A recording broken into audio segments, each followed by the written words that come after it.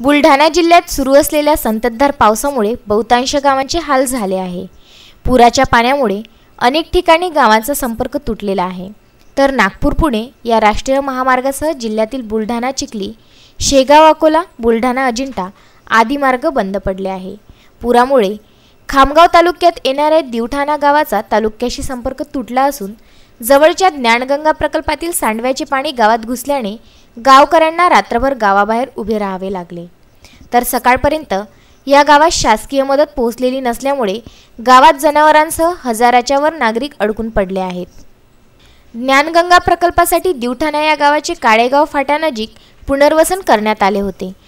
मात्र शासनाकडून जागेच मोबदला आणि पुनर्वसनासाठी असलेल्या सुविधा नागरिकांना न पुरविण्यात आल्याने दिवठाणा येथील गावकऱ्यांनी गाव सोडले नाही।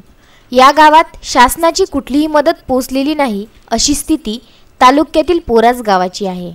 या गावाचाही तालुक्याशी संपर्क सध्या तुटलेला आहे। पावसामुळे ज्ञानगंगा प्रकल्पाने धोक्याची पातळी गाठली असून येथील सांडवा सुरू आहे। एकंदरीत तालुक्यात उडालेल्या पावसाच्या हाहाकाराने सर्वत्र पाणीच पाणी दिसत असून घरांची अनेक ठिकाणी पडझड झाली आहे। बुलढाणा येथून मोहम्मद फारूक यांचा विदर्भ न्यूज करिता हा वृत्तांत।